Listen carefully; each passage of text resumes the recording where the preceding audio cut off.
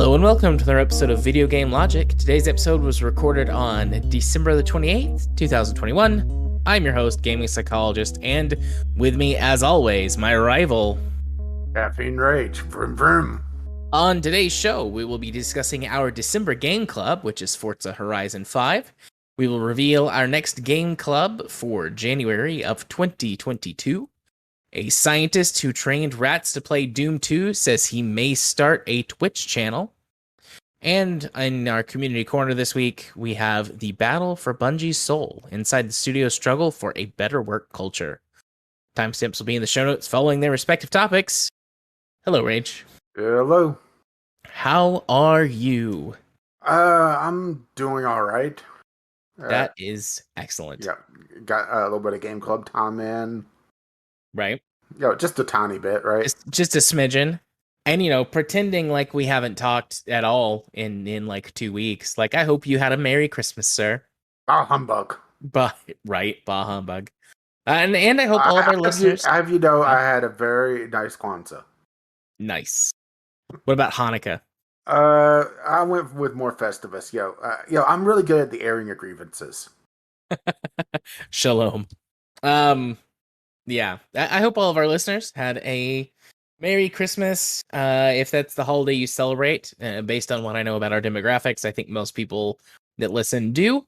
But if you don't, and you celebrate one of the other holidays around this time of year, happy holidays to you. And if you don't celebrate anything, bah humbug as well. I hope you had a happy weekend. Why not give the gift of VGL podcast and inflict us on your loved ones or your bitter rivals? Absolutely. VGLpodcast.com. Or you could give us a gift this year over at what's our Patreon? You do the thing. Patreon.com/VGL podcast. Yay. Hope everyone has a happy new year as well. Pretty sure everybody is going through that at the same time. And this episode will air New Year's Eve, right? Friday's New Year's Eve? Yeah. Cool. Yeah, I'll be chopping up cabbage. Yay. I don't know what I'll be doing. Hopefully playing board games and, eating some charcuterie. That's what I would like to do. But we shall see. Well, the tradition is cabbage soup or beef cabbage soup this year. And also sticking Anita out of house and home. Right. Our tradition when we have done New Year's at our house is steak and eggs, but we haven't done New Year's at our house in several years now. Between COVID and then in the years prior to COVID, like other stuff. I think it's been like 4 or 5 years since we've done a New Year's at our house. So maybe next year. Do it next year. We'd already planned this out like weeks in advance. But anyways, I don't have too many other New Year's traditions. I'm not a big holidays guy in general. Yeah. Long story, a lot of history there. Anybody who's interested, feel free to hit me up, but way too much to go into at this time. But I don't like pretty much any holiday. Yeah, we both Anita and I got rather grumpy with Christmas. Just way too much Mariah Carey. But she safely sealed away till October when they put her on the counter next to the Thanksgiving turkey and start thawing her out. Right. Unfortunately, she thaws out faster. All I want for Christmas. Have you ever heard the Jonathan Young metal cover of that song? No. It's pretty good. As much as I like Jonathan Young, I think I'll pass on that one. Yeah. I don't really like Christmas music either, at least traditional Christmas music, even if you jazz it up with some metal or pop or something like that. But I have heard some Christmas music that I enjoy, but it tends to be a lot more irreverent. Although, things like Trans-Siberian Orchestra. Yeah. Where technically it's Christmas music, but, it's very late in the whole Jesus thing. Yeah. Although Twisted Sister does have a very interesting Christmas album. I don't think I've ever heard the Twisted Sister Christmas album. It's that Twisted Sister, by the way. Yeah, I've definitely never heard their Christmas album. I'll have to listen to that at some point. It's only a couple tracks, if I recall correctly. It's a Twisted Christmas. It's 11 tracks, sorry. Yeah. It's interesting. I used to listen to like some punk rock Christmas tunes. Those were good. I had a pretty big punk rock phase as a, you know, late teen, mid to late teenager. Some of it I still like, but for the most part, like that was definitely a phase in my life that I'm no longer interested in that type of music. Well, But it's kind of mixed in with some of the other random bullshit that I listen to. yeah, I Uh, definitely listen to lots of different kinds of music. yeah, let's So just put it this way: my primary playlist all over the place. yeah, for sure. Some game music, some 80s rock, some metal, Yeah. a little bit of rap, but it does it really count if it's Weird Al? Yes, I think I mean, so. I mean, Weird it's Al has some rap. chops. That's the thing, right? Yeah, I mean, it's rap is a genre that has subgenres, just like metal or rock. Which honestly, metal might be a subgenre of rock. I'm not sure. That's not my whole bag. Like to figure out all that stuff. But I tend to like things the most that fall under the rock umbrella. But I also listen to a little bit of rap and nightcore and electronica and funk, R&B, some like I've come to find a few country songs that I like. Country though by far is the genre I like the least. Too many mullets. But I have found a few, over the last few years a few country songs that I do like. There's way too much country around me to really ever want to listen to it. Yeah. So it's more, you know, I'd rather jam a grapefruit spoon in my ear and just dig out my eardrum. Mhm. But But a song I'm out not, with a I'm not, spoon. but I'm not, but it's not, I'm not, that against it. Just completely. Yeah. So, how about them that game club? Yeah, I guess we should talk about what we're here to talk about, huh? So, Yep. once again, Game Club, where we come together and play the same game at the same time because we typically have very different tastes and play games at different times. Yep. Although that's becoming less and less true all the time. That's true. Very true. We play more games that are the same at the same time now than we ever did. Although partly that's thanks to Game Pass and just generally expanding libraries from other sources. But anyways, So, yeah. how do we want to tackle this? Do we want to give like general thoughts or start going system by system? Mm, let's start broad strokes and pick apart the specific things under those. I mean, we played Forza Horizon 5, as previously stated, and generally speaking, I like Forza Horizon 5 Yeah, quite a lot. I've played it pretty much since launch. Well, I should say since launch to its peasants that did not, pre-order and get the deluxe edition that gives you a whole 3 or 4 days of extra game time. Because right, Plus a few other extras like some cars and stuff like yeah, that. But yes, the deluxe, I don't know, digital deluxe super edition or whatever. It was like $80, I think, 70 or 80, and it had like some extra cars and you could play the game. I think it was 4 or 5 days early. yeah, and it also gives you VIP status, which gives you, I think it's extra money, which honestly is kind of pointless. But also all the houses for free, but once again, kind of pointless. Yeah, money is only important and relevant at the very beginning of the game when you don't have any of it, but rapidly it doesn't matter. Even though the game is a lot more stingy than the previous one. So we both also played a lot of Forza Horizon 4, and that's where I kind of entered the series, but you've also played previous ones, so Well, you'll be for able, with the Horizon series, I entered at Horizon 4, but I've played all of the mainline Forza games. or except 7. Well, except 7, but that's only because my computer won't play it for whatever reason. Oh, don't worry, now nobody's computer will play it. That's true. That's true. Well, unless you already bought it, but So I'm not out in the cold on that one. But yeah, so the one difference coming into this from the Horizon standpoint is Horizon 4 you only played the base game and I played both of the DLCs. I bought both of those and played them. yeah, I might go And back and play the DLCs at some point, especially if they threaten to delist it. Then I'll grab them. Yeah. With Horizon 4 or sorry, with Horizon 5, one thing that they did was they integrated all of the new features from the DLCs into Horizon 5 moving to start with.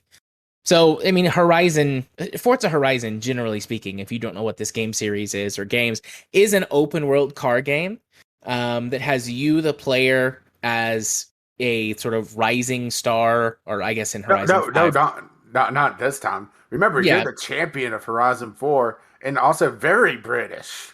I mean, right. Chip Chip Churio. But you're a star driver at this thing called Forza Horizon, which is a car festival where whatever country it goes to just gets torn the fuck up by supposedly tens of thousands of drivers with fast cars. And I mean, it is a lot of fun. It's generally speaking very arcadey. Even if you play with like hardcore, like we're not hardcore, but all of like the sim settings turned on, it's a very arcade like game to play with, fun arcadey physics. Granted, they've made improvements along the way, making them better, but it is an arcade game, and this is not a hardcore racing sim. You will not get hardcore racing sim vibes out of it, and it emphasizes like sort of crazy, wacky silliness. Like there are things that's like, see how far you can jump your car, and it's like 1,500 feet or more for some of them, and you do 1500 that in any amateur. Those are you some do that, amateur numbers. right? Gotta pump up those numbers. Gotta do I some think Matthew I think some McConaughey of my longest chest glimpse bumps.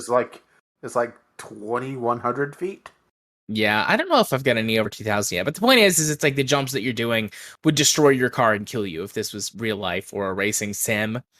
So it's a very fun series that focuses on challenges and crazy, ridiculous stunts and like over the top stuff. And so that's the Horizon series. Horizon 5, if you did not play the DLC, adds a couple of new things. It adds expeditions, it adds new PR stunts, which are we'll talk about those later, I guess. It adds new PR stunts. It adds uh accolades, which are like little challenges within that you can complete. Like there's Which that's simple one of ones the like new systems, or I should say, new to the base game because yeah, that was in one of the DLCs. yep. Really, the only major new system is the manufacturer bonuses in the car collection, Yeah, the right? car collection is new. That came in 5. But the accolades were part of the Lego DLC. The expeditions and treasure hunting were a part of the, what was it, Treasure Island or Adventure Island DLC, which was the first one for Horizon 4. Um, and I think those systems are integrated really well. I think they're fun. They add a lot of replayability and longevity to the game, like especially for somebody who's like a completionist, like chasing down all those things. But they integrated those from into the base game moving forward, which is honestly nice. Games don't always do that. They still hold some of those systems over, or just like axe them completely. And they're handled differently than they were in the previous game, but the same idea is there. In the Lego DLC, you did the accolades and you got Lego pieces and you get to build stuff with the Lego pieces. And I mean, expeditions are pretty much the same. There's just more of them. I mean, this is Forza Horizon 4, but more like both more of it and also just generally more crammed in. But it Um, also doesn't feel like they really refined things outside of, yeah, right. yeah, It's it's it's kind of weird because it's Forza Horizon 4 and more of it, but at the same time, my general thoughts of it is, especially with some of the technical problems that they've had, that it's, if you have access to 4 and you're not invested in getting into 5, just kind of wait. Because they've just gotten in the last week and a half to 2 weeks the traffic working in multiplayer. yeah, the traffic. So you're cruising around Mexico and you see other players, but there's Easily. no. For the first month, you didn't even see other players because that was broken too. I didn't realize it was broken for the first month, and it was broken Yeah, the first week. it was broken the first month. I you know would we had a few see, occasions where we were partied up and we couldn't see each other, but I could see other players during that time, so uh, I assumed it for was a the different bug. yeah, for the first month, they had so much traffic issues because the game was getting slammed that it bugged out, and you would get instances where you would get maybe another person in, but most of the time, your connection would just time out. So you'd be in this kind of limbo state in between online and offline. So it'd bug out all the traffic, and no traffic would load in because you're technically online. The Dravatars, when if you're playing solo mode, solo in sarcasm quotes, uh, it basically loads the traffic as all Dravatars, and you'll see some of them just driving around as essentially pedestrian traffic, others driving around as well, as Jared would, driving like assholes. Like an asshole. Yeah. But because it was in that weird state, the map just felt utterly dead because of it. Yeah. And still to this day, there's a lot of issues. Just it was last week's treasure hunt won trigger for me because I completed too many of the Trailblazers because I actually played the goddamn game. Oh, I had one of the daily challenges not work for me. The one where you have to smash 25 bikes, which I know that that's a different thing, but you saying that made me remember. Like I tried for like an hour to get that. I ran Okay, over way more than 25 bikes and more than 25 well, okay, motorcycles. okay. Well, there's actually this is where the creative hub being kind of hot garbage actually helps. Is there's several maps where it's just people loading in a bunch of bikes in that area, and you go in and it counts. Nice. Okay. I'll if I get a chance to play again before the week swaps out, I'll find one of those and do that. But that's the case. Is that there was instances of it in the first month of it launching that first season, people not be able to complete a challenge because they did all the stories already, or they did all the speed traps because there's certain people that will go in and focus on one particular thing and complete all of that. Yeah. And it's just a case of feeling like they really didn't bug test the game, or it felt extremely rushed. And this is after a sizable delay, isn't it? I don't know. I don't know if Horizon 5 was delayed or not. Let's head over to the Google Horizon 5 delay. No, it did not have a release date delay. I thought it did because I saw some people talking about it was supposed to. There was rumblings about it releasing last year, but it got pushed back because of COVID. So it might just be the fact that that anticipation of well, there's no Forza Motorsport, and they got to be working on something, right? Yeah. Looks like there was rumor about a delay and speculation about a delay, but there wasn't actually a delay. Confirmation. Yeah.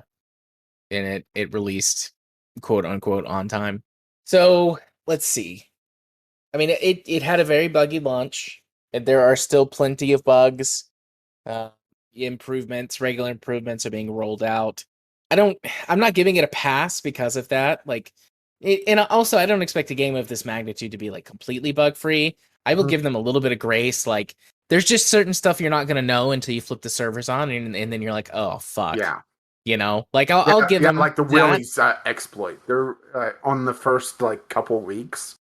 A very cheap to buy, uh, cheap, would give you a super wheel spin with just a handful of points, and once you get a decent drift car, which is actually not that difficult, you can start grinding out points, do super wheel spins, and kind of counterbalance the whole idea that the game is so goddamn stingy with you.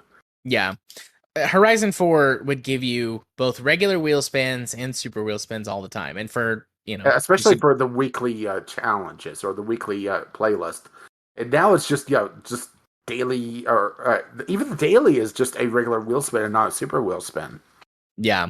So just so anyone listening is make sure you're aware. The game has got, I guess could say, random loot mechanics.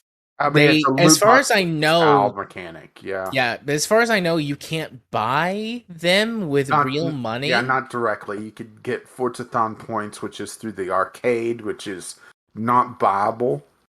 The easiest way to say that you could bomb is maybe buying a car pack to be able to farm the points easier. But even then, it's just Yeah. And to be clear, I don't have a problem with these types of mechanics in games. The problem is that they get exploited as a business model, in making games pay to play. But like games having randomized mechanics in them is fine. So I'm not upset about that. It just feels awkward to talk about it when so many games that have these mechanics are trying to exploit their player base to get as much money as they can from them. And like I said, yeah. to my knowledge, you cannot buy these with real money. You Mhm. earn them by playing in the game. Yeah, Um, but it also makes the difficulty curve kind of jagged because it. I mean, you eventually, it evens out because you get enough wheel spins. You get lucky enough to get that you know 5 million credit card that that will allow you to complete some of the more danger signs and blah blah blah. But at the same time, the game is so particular with some things, especially once again coming back to the weekly playlist, which is kind of the bread and butter for the prolonged long tail content, where it wants just this week's it wants a very particular model of car for one yeah, challenge. Another one, it's any car from the 70s. Another one is like any Land Rover. And eventually you do get all of these, and you don't have to constantly go in and tune them all and spend your hard-earned credits on them. But until you're at that point, you're sitting there like, okay, how am I going to afford this, right? yeah. I've got about 300 cars now. The game Uh, has got like what, 550 or yeah, it has 600 cars, something like that. Yeah, I think I have like 400 uniques, but the thing is that there's no way to really go in and easily look at all the duplicates. That is one other thing that they added is the gifting system. Yeah.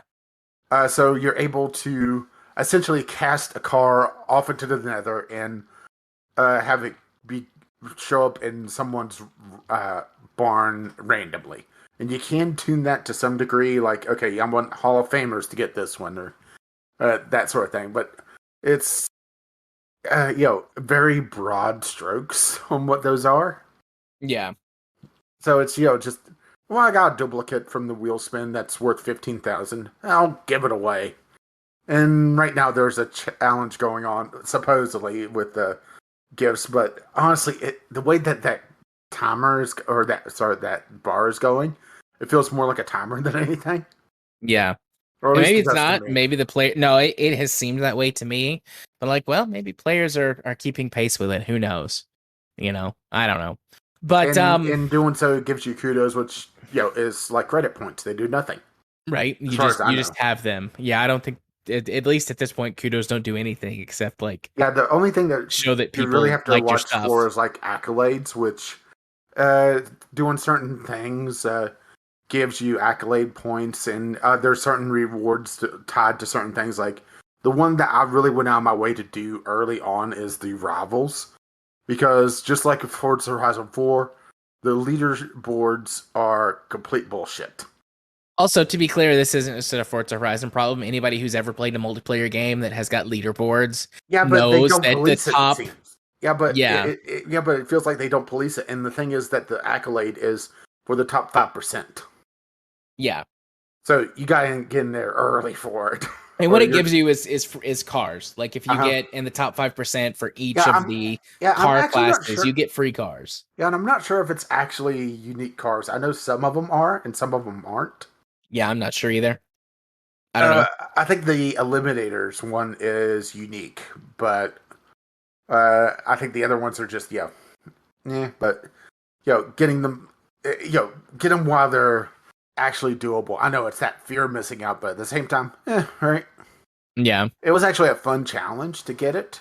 Rivals modes is Before, one of my favorite modes, honestly. I'm glad they expanded Rivals. yeah, where it's all the tracks now. Yeah. So we've been bitching about some stuff, and we will go back and forth, I'm sure. I want to talk about a couple of areas that I think that they've Hmm. really improved and that I like a lot. The gifting system you already mentioned, I like that. I Hmm. like being able to give people stuff. And even though I don't know like for sure who's getting my thing, I Although almost you can go always in and for the Forzathon points, you can give those directly to someone. I didn't know you could give them directly. That's neat. Yeah. Um, Although, yeah, we haven't needed to do that, but right. no. Yeah, but I like to actually take my good cars, like after I've used a car, like lovingly send it on to a new player. Although I don't know what the definition for new player is, but I think 99. it's under a certain number of hours because I've gotten some uh, cars that were supposed to go to new players that I've already prestiged once. Okay. But yeah, I will send, my cars to a new player, and it'll be something that like set up and tuned and send it off to new players, and that makes me feel special. Who will promptly put some anime tits on it, just like Well, Grandpa Fernando would want. I mean, lots of my cars have got anime tits on them, so they might come with anime tits. You never know. But I like to do that. I think the gifting system is neat in that way. It gives you something else to do with your cars, a way to get rid of stuff that you don't want anymore, or if you've got duplicates that you accidentally get in your garage, like you can easily get rid of those that way, and you get to feel good doing it. So I like that. I really, really, really like the rival system. Yeah, How but I'm that going to they have to have. stop you right there because you just got enough accolade points. Time to talk about expeditions. Oh, you told me you were gonna do that, but also fuck you.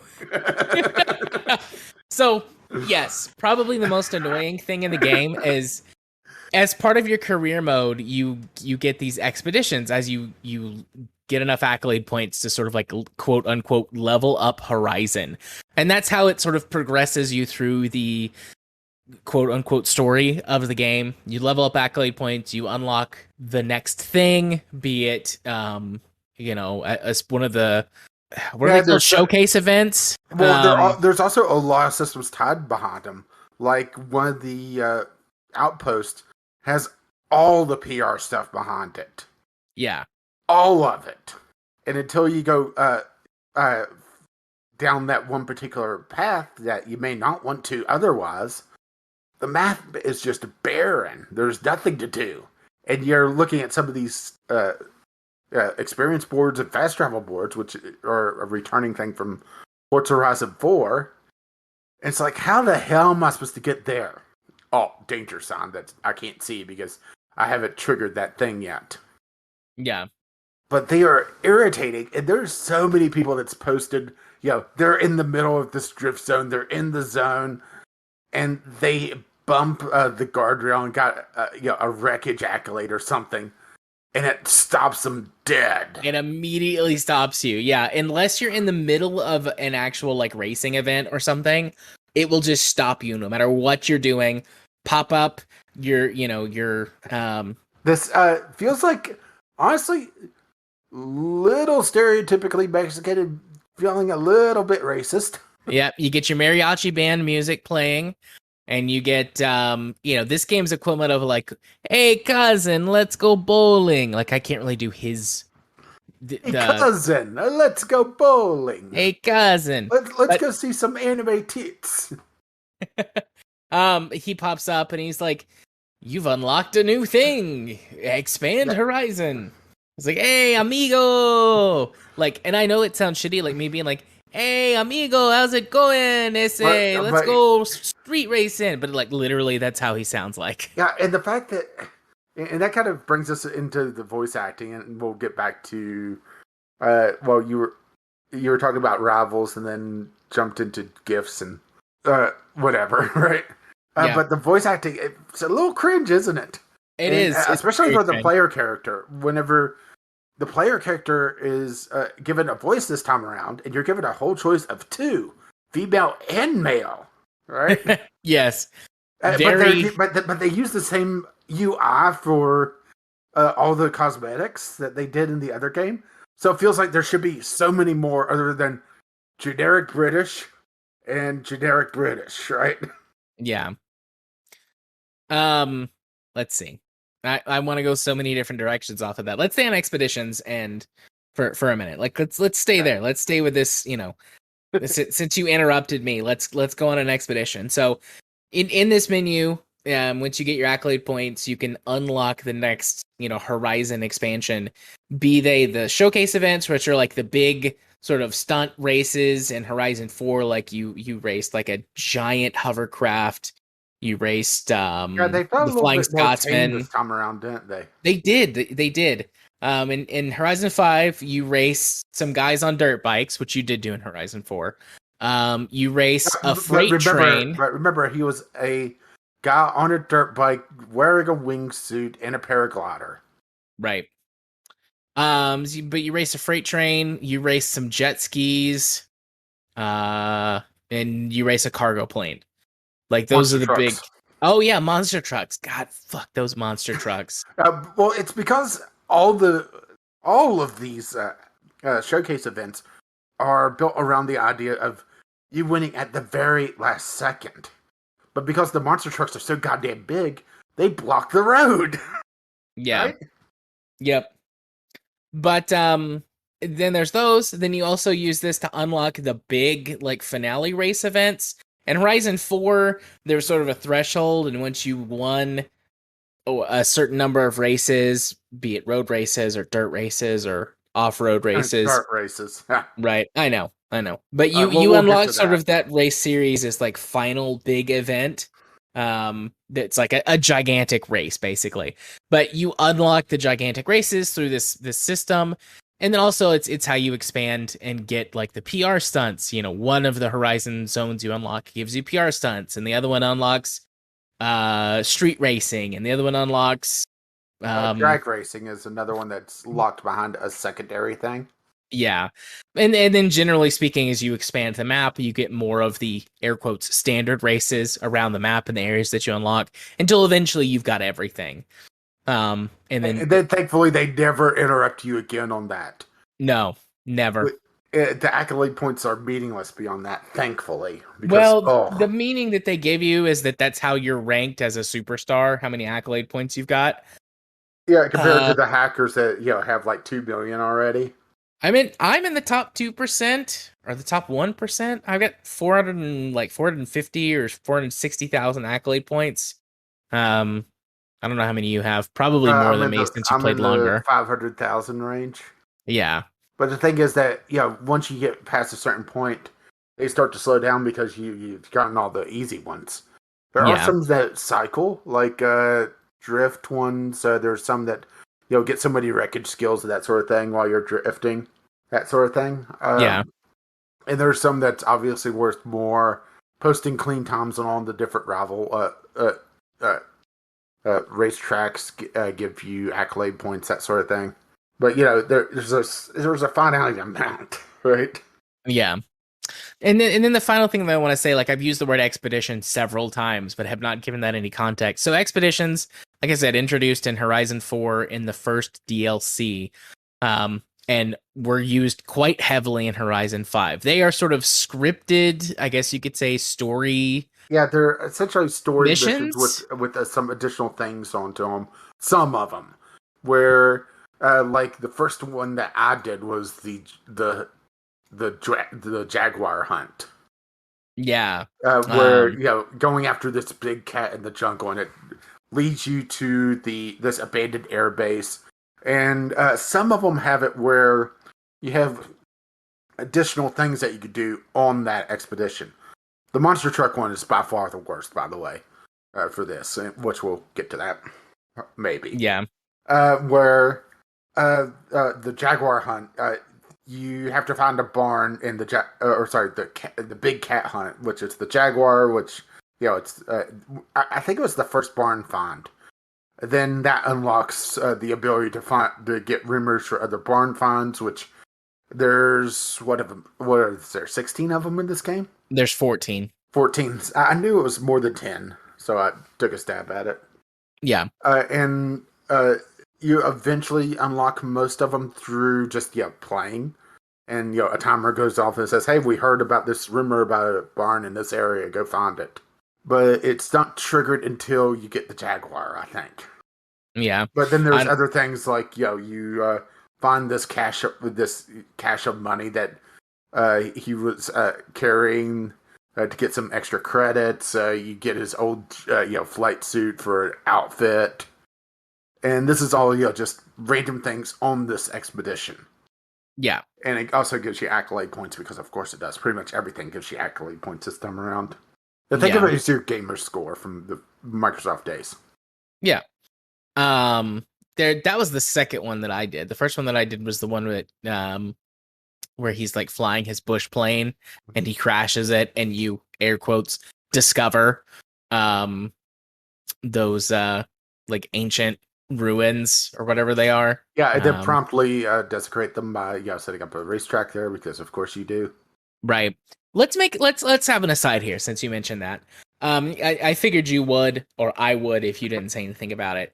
But there has been a lot of, I don't know if it's big enough to call it a controversy, but definitely a lot of discussions around how Horizon 5 approaches Mexico. And it's kind of with the same irreverence that they approached London, but like nobody gives a shit about London because like, I think it's simply because it's Mexico, but also there's a difference between racing through one castle in the UK that you're already on roads and everything versus racing through multiple ruins in Mexico, right?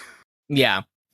Yeah. So the sort of the discussion is like that this is irreverent and disrespectful to Mexico and Mexican heritage, both modern Mexico and the native peoples of that land from, history, and sort of how it treats the game as like, oh yes, the British, they're here doing a colonizing again, doing a colonialism. Yeah, but on the And flip side, I have seen people talk about how authentic they've been going. Like, there's this one danger sign off in the desert that has this random lighthouse that this person was awestruck that was actually there, and it's modeled after this local landmark. yeah. Now, that's not to say that there's not, things that they've gotten wrong or, have kind of whitewashed, but, right? Yeah, I think the thing that I the impression that I get from this is that it was done with good faith. I think it's just, it feels a little bit more wrong because of the culture, Yeah. and possibly just being a little bit more cautious with it, Yeah. and not wanting to overstep our bounds, but because we're both, pale as fuck, Yes. Yes, we are. right? Yeah. and I not wanting to, offend almost to a fault, honestly. yeah. I do think based on their presentation, at least initially, and some of the stuff that is in the game about the history of the area and things that you can pick up from the characters and listening to the in-game radio and things like that. Like I Oh, think what? that the Listening to the in-game developers, radio? You mean the one I muted? yeah, I know. But I think that the developers at least tried to not be culturally insensitive. And I don't know. They could have done worse. They could have done better too. I would have liked to have seen those areas walled off in some way. And like, you can go to them, you can see them, you can take photographs. Maybe don't do like playground games in those areas, don't race around on top of the native people's ruins Mm-hmm. ruins. Yeah, they're not portrayed really as ruins, but these abandoned structures, don't race around on top of them, and don't replace some of the native like flora and fauna and cultural Yeah, that stuff is with one like thing a that festival yeah, that's grounds. one thing that felt a little cringe is at the end of these expeditions that you set up the Horizon festival, whatever, it's Horizon blank, street wilds, that sort of thing. And you see the giant cargo plane fly over, and all of a sudden this pristine beach is it's covered in, just festival goers, it just feels a little off, Yeah. So And it might just be, it, or at least for me, it might be a little bit of overcorrecting because I know how fucking racist some of the people around here are. So, trying to not do that, I'm a little too far on the other end. yeah. No, I get that. Certainly. I have done that before. That's, I'm certainly not from a native perspective qualified in that way, and not qualified from like I didn't study this shit in history. Like, I visited Mexico once. It was pretty cool. I try to, I think I'm a pretty culturally sensitive person who try, who puts good faith efforts to not be like a dick. And Mm-hmm. from my Outside of perspective, driving like one. yeah, outside of driving like an asshole. But from my perspective, I would say I think overall it was way better than it could have been, given what we've come to expect from video Triple game A. studios. Yeah, AAA video game studios and their presentations of historical things, especially from non, European countries, So Although I take will that with a say grain of that salt. it still feels a little weird that they feel like they have to hammer home that you're in Mexico because all the voice actors, every other sentence they have to drop a couple random Spanish words in, right? Yeah. And I'm sure that there's people that talk like that, but it's also a little grating, right? Yeah. I've known a couple of people who actually do talk like that, but I don't know. It seems like it's done in a way that feels stereotypical, in the games. Who knows? Right. But anyways. So talking about this makes me think about the soundtrack, which I know It's that okay, but at the same time, it feels like it got repetitive a lot quicker than Horizon 4. I'm not sure if it's because, the song just wasn't for me, or if it's just there's a smaller soundtrack. yeah. I don't think it's a smaller soundtrack. I'm not 100% sure. Um have listened to all of the radio stations. Horizon Pulse is my favorite. It's sort of a lot of Same. poppy, music. Horizon 4 soundtrack overall was better than 5, and I actually discovered quite a few artists that I really, really enjoy through Horizon 4 and have listened to more of their music catalogs than just what was in the game. Horizon 5 does have quite a few Hispanic musicians in it, which I think And is a couple nice. of presentators. Yeah. Yeah. A couple of DJs. Um but anyways, they do have quite a few Latin American songs or Latin American artists in there. And the music is fine. I have only discovered a couple of what I would think of as like real bangers in there. As opposed to, like I said, Horizon 4, I found a bunch. But soundtracks are also very subjective. The music is fine. Like, you can't say it's like, oh god, that's like objectively bad. Like, that's like pots banging. Like, that's not music. Like, nothing is like that. So I think that's just very subjective and maybe just isn't, in generally speaking, like my taste of music. But I still listen to the soundtrack. Well, at least Horizon Pulse has 3 more tracks on 5 than it does 4. Okay. Uh, I'm I'm on the soundtrack page on their wiki looking at it. Okay. But So, yeah, the soundtrack is fine. I thought Force was better, but audio is one of those things that's pretty subjective. looks like Horizon base actually has fewer in 5 than 4. Okay. Just going off this. So, let's see. The car customization system got a lot of improvements. In many different ways. I mean, first of all, more stuff like more cosmetic parts for most vehicles, including a larger selection of wheels, wheel styles, and more body kit options, especially for sort of the tier of car that's body modifications are what they're sort of known for I gotta admit, colloquially. I do like the fact that you could rev your engine while tuning. I do love that. That's a really neat thing. And sometimes, especially if I'm going for like a B or an A level car, I will pick the engine that I like the best sound. that I think has the best sound. But that's a neat little effect that they've added. But yeah, the wider variety of engines. Kind of in Horizon 4, you had like a couple of V8s, a couple of different six cylinders. You had like an inline six and then a V6, a couple of those, couple of V10s, V12, like, sort of a couple of each engine type to represent the different sounds of like, this is a European V8 versus an American style V8. And there are differences for, car like nuts, or car, gear heads or whatever. There are differences and you can hear the differences, and those were represented in game and they still are, but there are now a lot more options. Things like turbo diesels, which is neat, especially on some of the bigger trucks, but also a few cars as well. You can get like big twin turbo diesels. That's neat. Love that sound. Yeah, I'm still going down the rabbit hole of the soundtrack, and it looks like it really kind of just comes up about even-ish, if not a couple songs short on Horizon 4 after looks like some got pulled in 2019, just probably because of marketing, record deals. Yeah, like it's licensing. Yeah. But yeah, very close. Yeah.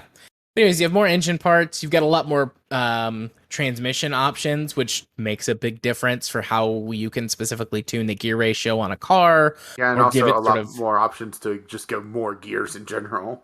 Yeah. Which gives you, different options for sort of, I guess you could say, driving profiles for how a car behaves. Having more gears can drastically affect how a car behaves on the track. So that's neat. Like I said, there's more body modification options, especially for that sort of car you think of as like the street racer. So lots more side skirts and hoods and front and rear bumpers. Wide body kits are now in the game for certain cars, which is neat. I've always been a big fan of wide body kits. I understand people who don't like them. Fair play. But I have always been a sucker for a nice wide body kit. Oh, so that's why you like me. Part of it. Wink. But that's good because it for someone like me who likes to tune and tinker with cars, especially sort of my favorites, and get them handling like perfectly the way that I want. Having a lot more options to make that happen is nice. They've also added some stuff specifically to make it easier to build like drift cars, including sort of drift style suspension that gives you a default sort of profile that's set up for drifting. I like that. That's really handy. I still download a drift car though because I just don't have the patience to learn how to build a drift car. Yeah. More types of tires too, which makes a huge deal. Tires are one of the most important parts of any car that you're building, be it in real life or in the game, because that's your point of contact with the ground. And shitty tires. Until you bottom out the suspension, right? Or flip it over. But shitty tires or versus good tires, like what type of tire you want for a situation, is the most important thing on a car in the game and in real life. Have good tires, guys. I know a lot of people don't think about their tires. I worked at a tire shop when I was a teenager. Like, pay attention to your tires. Make sure their pressures are. Yeah, and also, PSA. I was gonna say, also, if you're running slicks and it starts to rain, you're so fucked. Yep, it makes a difference in game, which we'll get to that in just a moment. I was leading into the physics and the sort of realism aspects of the game, but like PSA, go check your tires. Make sure that you've got adequate tread depth. Rule of thumb: if you don't have like a tire gauge, take like a penny. If you're in America, yeah, I don't know. If you're not in America, have a penny mail ordered. Right. But if you're in America, take a penny and put it in your treads. If you can see the top of Abraham Lincoln's head, you need new tires, my friend. They are too low. Check your tire pressure. Make sure your tire pressure is adequate. You get better fuel mileage if your tire pressure is matching the manufacturer's specification, and also it provides you better grip. Tires are important. Check them out. I know And they can be expensive, but also speaking of your PSA, the PSI is also very important, it is indeed. But especially in game because you know it really helps with your grip, especially if you lower the pressure and go off road. yep. Assuming that the dirt races let you go off road. The dirt races are better in this than they are in 4, but that was a low Barely. bar. Pretty low Uh, bar. there are some of the races that it says it's a dirt race. Take a set up car. You take one turn and the dirt and the track is slightly dusty, and the rest of it's pavement. Yeah. They should just stop calling it dirt races. Just call it rallycross. I think Yeah. I would be less pissed off about it I because it would be truth in advertising. I do think of it as rallycross, actually. I think about that all, you know. But there's some of the tracks that are very heavy on their dirt on the dirt aspect. Not many, but there's a few. Yeah. They should just split it off. They really should. They should have rallycross, dirt, and cross country. Sort of like they did with the arcade, Yeah. which we do need to talk about that one. So Forzathon is actually gone, even though they did keep the name for the points that you earn through that, and you also get it through the car mastery now, which is interesting. For some cars, you get a little bit of points there. Yeah. But instead, you have Horizon Arcade, which is on the quarters of the hour. So, top of the hour, 15, 30, and 45 minutes past. And they have 6 different types, I believe it is. One, which Yeah. is always static, which is drift racing, is always split off from everything else, which is nice because I gotta admit, even though it was more of a spectacle, whenever you would hit a drift event in Forzathon in Horizon 4, you just see people just stop caring, right? Yeah. People in the game, by and large, either don't understand how to drift or don't like doing it. And, either or is fine. But, like, whenever you make that a part of the main event and it's like half of your people are like, well, fuck this. It's like, well, shit, this event is balanced around the 8 people that are here, but only 3 of them are drifting. We're screwed. Yeah, which it's funny that you mentioned that, but we'll get to that. So you have drift, and then you have something else like speed events, air events, wreckage, chaos, uh, and I'm blanking on the other one. I But don't. there are different subsets that do different things. Like air events are focused around danger signs, getting air skills. Speed events are around the speed traps, the speed zones. Uh, Chaos is a little bit uh, of mini missions, which is essentially WarioWare esque. Like beep your horn 3 times, go over 100 miles an hour, stay stationary 10 seconds, get 2 wreckage skills, jump 50 feet, that sort of thing. Yeah. Which are a lot Uh, of fun. Like, it sounds boring, I think, to listen to you talk about it, but it's actually very fun in the moment. well, it's also very short. Yeah, it's got Well, that kind of now that it like that is. Simon Says quality of like, what's next? And Yeah. if it tells you to do something like, oh no, I'm not in a place where I can do that. Like, where can I rush to go do that? Like, it's very fun. It's only like you only have like 15 to 30 seconds depending on the particular mission on to do it. It has that kind of frantic feel to it. Chaos also has Bullseye, which you actually really enjoyed. I really liked Bullseye. Yeah, So you you. have a bunch of ramps and just giant targets that you have to hit, and the closer you hit to a bullseye, the more points that you score for the event. And there's some that's embedded in the ground that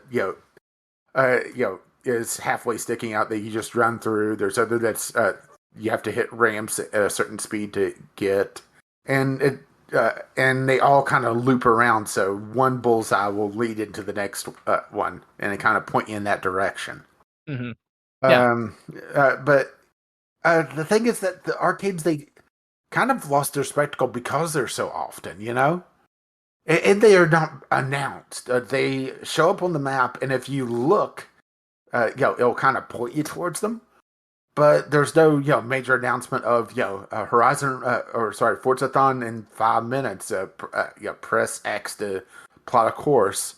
There's none of that. It's just Oh well, look, there's a Horizon Arcade, and 10 minutes go over there. That's nice, I guess. Yeah. And they originally, when they launched the game, I don't know how they tuned it like this, but they tuned it where they were expecting like 20 people per arcade. It was practically impossible to do any of them. So the mini missions that I told you about, Yeah. I did a chaos event early after launch. And the first thing popped up was mini missions, and I was there for 6 minutes doing mini missions, and that was one round of three. Okay, that Okay. should tell you the tuning. It Yeah. was the drift events. Some of them are just you know do a drift zone, but there's also the drift run where you drift to a place. Now Yep. it's was it like 250,000 points or less than that per person. When they originally launched it, the drift run was bank 2 million points into the group progress. It was just absurd. Yeah. You would have to have like a group of 5 or 6 people to barely get a drift event down, or back then. Now you could easily solo it because they actually enabled the scaling on it, and Yeah. almost to a degree that it's maybe too easy, but we're also kind of the enthusiast level. Yeah. I have multiple dedicated drift cars. As do I. I have Yeah, multiple cars for everything in every weight class or rating class, just about. go to the drift event, get out the Mua corn or Yep. the Munchlax. The Maloo has a 7 times multiplier. I discovered yesterday. Uh-oh. So I earned well, I was going around 3-starring all the drift zones. I think I earned something like 110 uh car mastery Yeah, which points. there's a cap on how many car mastery points you could get at once.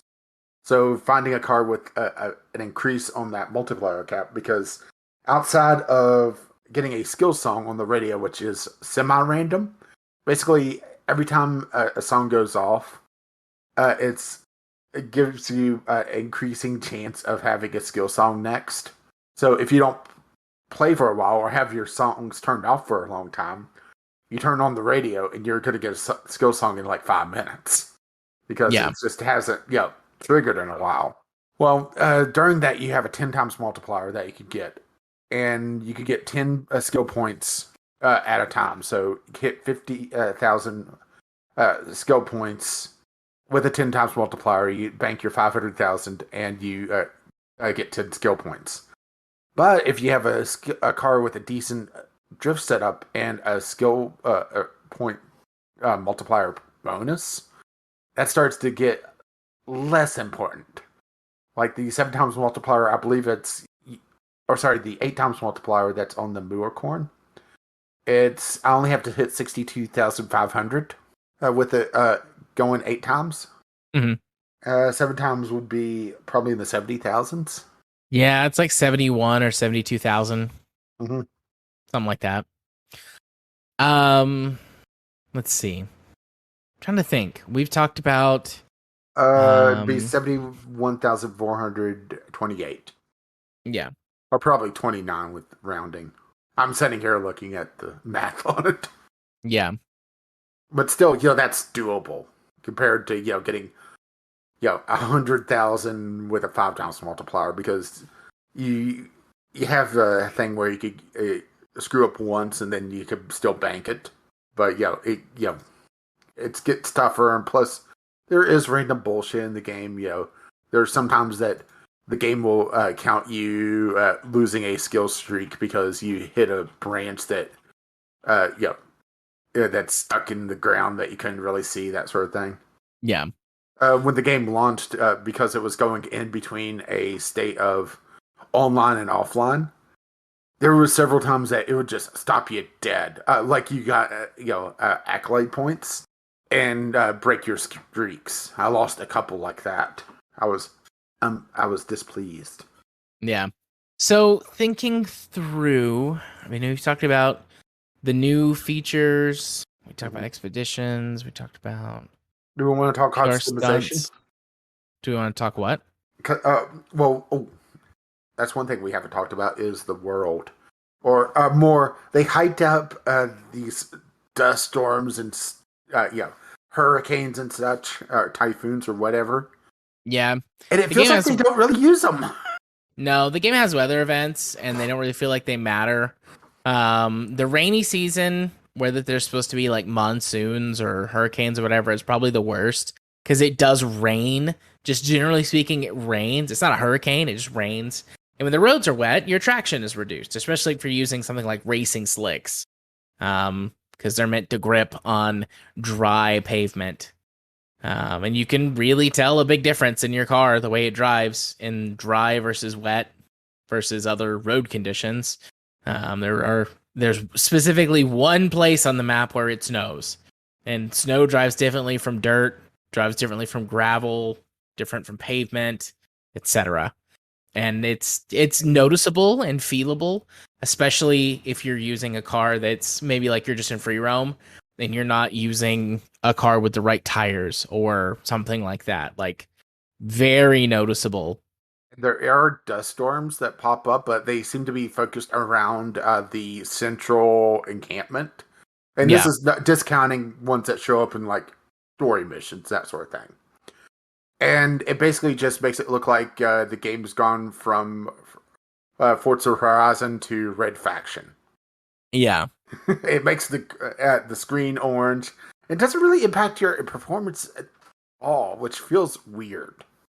You would think that it would, severely impact performance, but then again, you also have, hyper electric cars, so it wouldn't do anything there, would it? Uh Because you would imagine that a lot of dust in the air would be held in an air filter, but the Rimac concept too would be like, fuck if I care. yeah. Sorry, I'm just thinking about what we haven't talked about yet. Character customizations also uh, it's there, but at the same time, it they did add the ability to have prosthetics, which feels odd, especially Yeah. the way they implemented them, where it's basically a cosmetic that is overlaying that limb. So somebody that has a prosthetic leg walks exactly the same as somebody that doesn't. Yeah. And it doesn't work like that. Yep. Customization is honestly overall a bit lackluster, but I don't know if that's because even Horizon 4 we came to after it had been out for a while. So I don't know if there were more cosmetics that were introduced post Well, there's launch. literally, at least for right now, there's one pair of gloves that you could get. Yeah. So customization is a bit lackluster Honestly, at and this honestly, the time, but character models for people, they feel like they're a generation or two behind. Maybe right. it's Well, I just mean they the people polish the aren't the hell out of focus of the yeah, game, yeah, it's the yeah. They cars. polish the hell out of the cars, but at the same time, they have these big story events with all these cutscenes, and it looks like PlayStation 3 era. Yeah. Uh, uh, you have all these shiny textures and great weather effects, and then it looks like mannequins talking.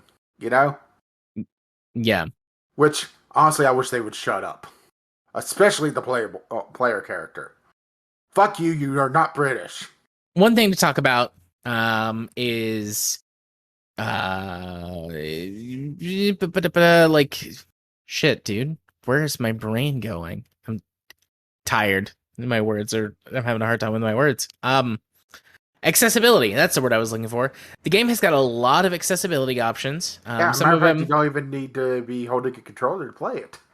There's people that actually farm the game by having the controller, the throttle pressed down, because it has assisted steering and assisted braking, mhm. so it could literally play itself. Yeah. It's got your sort of bevy of standard accessibility features like excuse me, like subtitles and audio descriptors and things like that. Then it's also got like a full difficulty system that you can manipulate and change, Yeah, not just like yeah, right up driving to aids, but there well, are right other up things. to literally unbeatable drivatars, which is Yeah. something that we need to talk about the AI. We Okay. haven't talked about that. And Uh, we'll get there in a minute. okay. Um, But yeah, so there are some specific accessibility features that I've never seen anywhere else that change the speed of the game, like the entire game. It's not just like it slows down your car or something, but the entire game will slow down to a certain, percentage. I think it goes all the way down to 50% of its normal speed, Mhm. just to give people more reaction time, people who might have like physical movement disabilities or eyesight issues, or again, younger gamers that might benefit from that, or less experience, maybe not just younger, but like less experienced. It's got a good amount of options. It was praised for a lot of those on release. Yeah, It's and supposed to be it's having British and American Sign Language I was interpreters about to being added. bring that one up.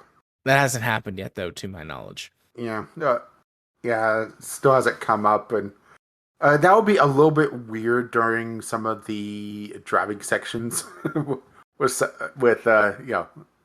voice acting, Yeah, because you already have subtitles in the game, which you could glance down and read real quick. But I imagine that you have to pay a lot more attention to a sign language interpreter, right? yeah, I would think so. So I'm not sure if that's just going to be during cutscenes or what.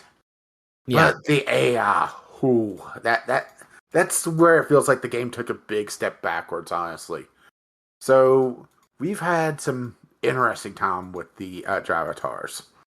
For those who don't know, they supposedly model individual Dravatars after the player behaviors and try to model them to behave more like real drivers. Honestly, I still see them driving straight lines, right on that racing line with really low variation. But they've also kind of turned the difficulty way, way up. So once you hit the unbeatable Dravatar level, they literally ignore the physics of the game and are just kind of coasting along. There are people that's shown videos online of them driving cars that are inherently unstable. Like the three-wheeled various cars, and taking corners that are impossible to take at speeds that they do. The rubber banding is also kind of atrocious, especially whenever you have two player characters that are in very different possessions, as we found out, right? yeah, Where they'll just skip checkpoints altogether, uh, and just warp around. It's this is where it feels like they took and improved the game at none of the rest of nothing compared to the rest of the game. They've polished and improved certain features. Drivatars, it feels like they took a step backwards. And the fact that the Horizon playlist has a weekly thing where you have to play against unbeatable Drivatars is just mind-boggling. I cannot see how they could do that with, especially some of the off-road events, yeah, where there's people that's shown that some of the laps that the unbeatable Drivatars will take, especially once they start rubber banding, if you are somehow get past them, do better than world record times for the leaderboard, and that's even with some of the bullshit stuff that people are doing on the leaderboards, right? yeah. I've been doing the unbeatable Drivatar races just to have something extra to do during the week, and they are hit or miss. Like sometimes they'll be hardcore bullshit, and sometimes they'll just feel difficult. But I mean, this last week was horrendous. I finally beat it, with my team of randos, but it took me uh maybe like 15 tries before my own performance was solid and my entire team's performance was solid. Yet I can't even imagine trying to do some of the off-road events with unbeatables, Yeah. where that they don't have to worry about landing jumps and such like that. Yeah. And that's the thing, is that off-road you have all those random variables of uh, how the car behaves in the air, because a car that's balanced, that's nose heavy, will want to nose down, and if you have a racetrack that has a lot of jumps on it, well, you're kind of in trouble, huh? Yeah. Yep. And the AI on Unbeatable ignores that. I will say, circling back around to something that you said a minute ago or a few minutes ago, thinking about it. for a second was, you had said that the Drivatars seemed to drive like bang on the racing line the whole time. And certainly that might still be a little bit too far, but you and I being, sort of more enthusiast level with this game, we tend to have our driver skill set on either highly skilled or expert. Most of the time, I think. I mean, I know I do. Yeah, Between those two difficulty settings, I'm yeah, much it depends worse on. at off road racing. So usually, I'll do highly skilled for that, and then expert for road racing. hmm Yeah, I've been Um, bouncing between the two, and also trying to really find the sweet spot because there's actually it feels like a pretty big jump between highly skilled and expert. yes, So definitely. I've kind of leaned towards more highly skilled, and actually will turn it up a little bit more on a road race, especially, or sorry, off road race, especially if I know the track a bit better. Like that one racetrack on the airport. The one that I did with the GMC Chimmy. I could turn that one Yeah, up a fair amount and get a decent challenge out of it. yeah, But for me, it's more racetrack to racetrack than disciplines.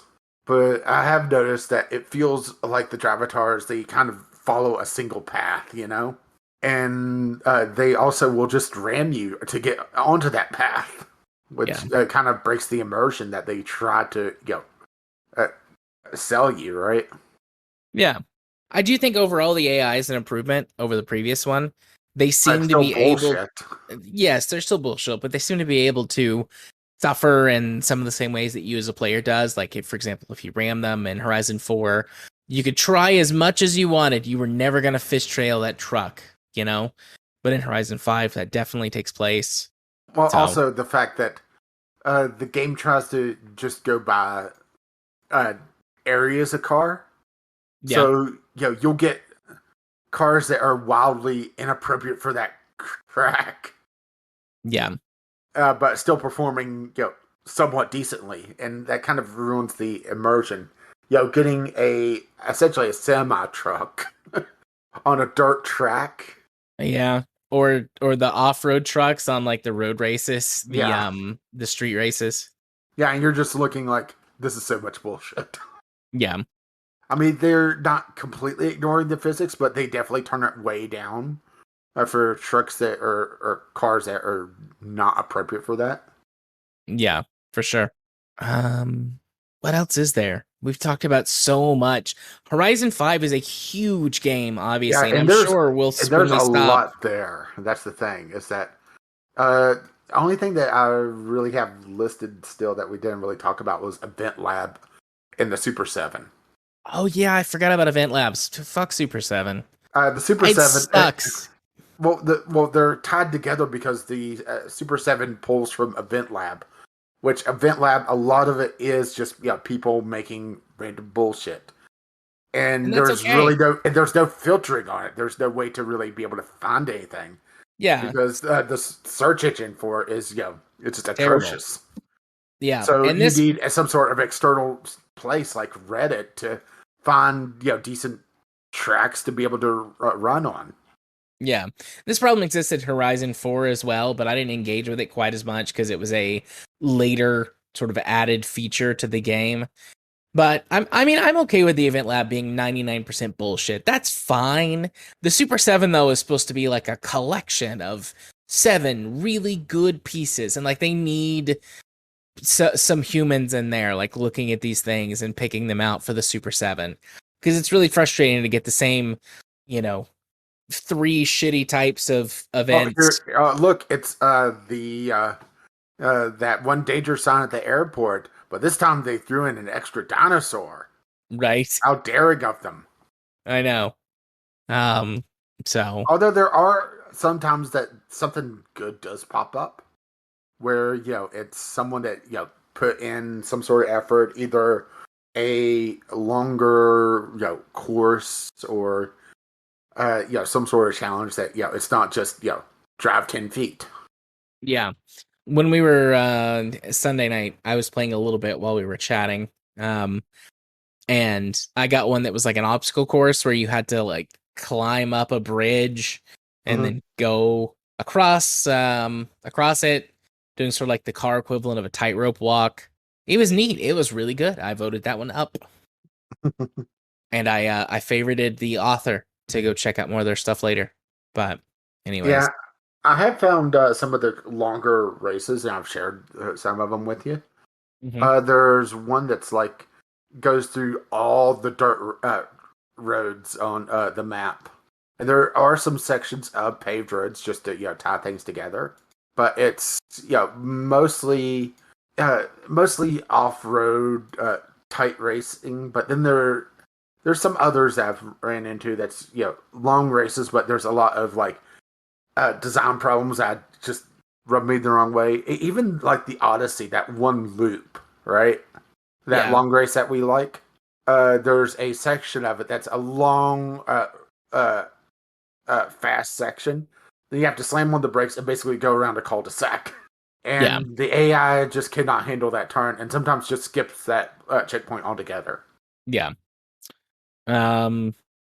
So yeah, Which the Super I 7 is tied into this, and sometimes there is a decent reward for shuffling through the bullshit, but this week for me, it was a wheel spin yeah, and I had a super wheel spin for it, for which is a little whatever bit reason. better. But and the Super 7 is randomized too. So I mean, I suppose there's always a chance you could get some of the same events, but it's not likely. Um, but yeah. I feel like overall we have sounded a lot more harsh on this game, and obviously I can't speak for you, but for me, I mean, I really like it. This is like a solid like you know B plus A minus game. Yeah, I would It's give it got a solid B, especially considering all of its technical issues right now. yeah, And that's what really drags it down is the fact that the highlight of the game, or at least for me, that weekly playlist, 2 seasons in a row, 2 months in a row, there's been at least something that prevents you from completing everything. yeah, And for several weeks in a row, there's been something that's popped up, and that's not even counting, the having it full of stuff that I don't want to do, like the Eliminator. You know, yeah. Which I do like the Eliminator. Did we talk about that? not really. So the Eliminator is a battle Battle royale Royale, mode, yeah, where everyone starts with the same car. I think I don't know if you yeah, can yeah. unlock It's different all starting it's all cars, Beetle. but everyone starts with VW Beetles, and you're dropped into a portion of the map, and you find car drops instead of like weapon drops or whatever, and you can trade your car out for a better car. And the arena slowly shrinks, just like in other battle royale games. And you do head-to-head races against players. And if you win, you get to stay in, and you can either steal their car, or it gives you one sort of step up. So if you got like a level 4 car and you beat somebody, you can either steal their car or boost your car up to a level 5 car. Um, which I think is just random. Um, and you just do that over and over again until you're, the last man standing or you're out. And I've really enjoyed it. I've done 3 of them so far. But I could see how it wouldn't be your bag because the game doesn't communicate very well what you're supposed to do the first time you play. Um, Yeah, the whole airdrop thing, bullshit. yeah, what you're doing is you're looking for like purplish bluish smoke, and that signifies like where a car drop is. Then you drive up, see what Yeah, the which car you have is. to be practically on top of to see. Yeah, but I like it. It's not like a favorite. I'm not like spending hours and hours in there, but it's like, I oh, like what do some I want to people. do? I think I'd like to play a match of the Eliminator, and that's I think kind of starting to sort of close. One of the things that I like so much about this game is that it's bite-sized enough. Like there's plenty of things in there that are bite-sized that if I've only got 25, 30 minutes, 45 minutes, I can jump in and do a few things and then jump out and it's no problem. But then there's also enough content and enough longer content that if I've got hours, I can sit down and do race after race and event after event and then engage if I wanted to, which I will at some point. I started doing this in Horizon 4 towards the end as I had like a really good grasp of the maps and car handling physics and stuff. Like started making my own things for the event lab. And I'm sure I'll do that at some point. Yeah, well, I Not can't wait to see just how many dinosaurs you put on that danger sign. so many. Infinite dinosaurs. Um, but anyways, yeah, like I was saying, I think of this as like a solid B plus to A minus game. That's one of the reasons. The bugs hold it back for me. Some of the more frustrating bits with the AI or with certain like race types and the way they're presented or whatever, those have held it back a smidge. But overall, like I really like it. I played the DLCs. I like those mechanics coming back. Um, it is, by my estimation, an excellent game. I would say it's an okay game, and that's mostly because of, like I said, the technical issues. And also, that's the thing is that a lot of this is refinement from Horizon 4. So if you don't have that FOMO, that fear of missing out, is there a reason to really go to 5 right now if you have access to both, like, let's say, through Game Pass? Yeah, Assuming, of course, you have the DLC. yeah. And I would say, honestly, I mean, I would say no. I was excited to play it. I like the new stuff. I think I would have been disappointed if I had bought it at full price. Playing it on Game Pass, certainly awesome. Good value proposition. Buying it on sale, like, I didn't, but if you're going to buy it, buying it on sale, definitely the way to go. Um, but, overall, I think there's enough here, even if you don't have FOMO, just probably don't pay full price for it unless you're like super into it. Although I suspect if that's the case, you're already playing it. Yeah, You which, know, well, I mean, it's already 10% off on Steam. yeah, So, I mean, that's still not enough, in my opinion. Uh, if you're not yet already invested. yeah. So Although, well, there are, yeah, of course, the expansion that's probably going to happen. I mean, not probably. I mean, definitely going to happen. And there's also car passes and that sort of thing. And that's the other kind of thing is that it does feel like they kind of nickel and dime you at times with just how much, Uh, well, here you could have this car if you buy this, right? And yeah, also, the treasure map is also something that feels like bullshit.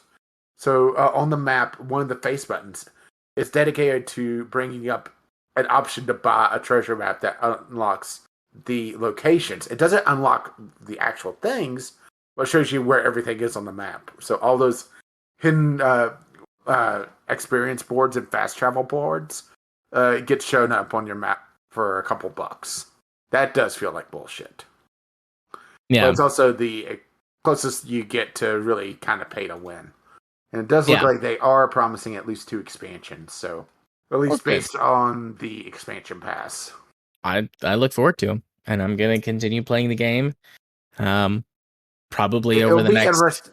It'll be interesting to see what they do with it because the thing is that, like we said, is that they pretty much added everything from the expansions from the last game into this one. So, right? Yeah. So I look forward to seeing what the expansions are, and what either content they add or build on that's already present. I'm But guessing yeah, more I will. pinatas. Yes, more pinatas. Um, so, kind of winding this down. I will, keep playing it. Finally, right? My right, I'll keep playing it. I'm sure my time playing it will decline as I go to play other games. And one of Yeah. those games being the next Game Club game.